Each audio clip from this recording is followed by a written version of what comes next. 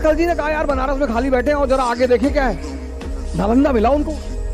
नालंदा में योग ध्यान यही सब बातें चल रही थी। उन्हें समझ में नहीं आया, उसे उन्होंने मिटाया, जलाया।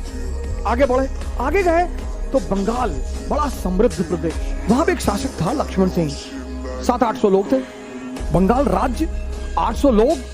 तो इन लोगों ने एक प्लान बनाया और उस प्लान में सिर्फ 18 लोग शामिल हुए। और प्लान ये था कि 8 लोग घोड़े के व्यापारी बनकर लक्ष्मण सेन के दरबार में जाएंगे। उस समय अरब से व्यापारी आते ही थे, वो कोई नई बात थी नहीं। और 10 लोग दरबार के बाहर खड़े होंगे और दरबार से करीब 5 किलोमीटर की दूरी पर ये 700-800 लोग होंगे। खतरा बड़ा था सर, गेम बड़ा था। और ये 8 लोग अंदर पहुंचे और उसी बातचीत में इन लोगों ने हथियार निकाल लिया। 5-6 लोग तलवार चलाने लगे, 3-4 लोग तलवार की तरफ पलट गए कि सलीम को बुलाओ, सलमान को बुलाओ। और लक्ष्मण सेन से जाके किसी ने कहा कि सर बाहर तो पूरी तुर्की सेना खड़ी है।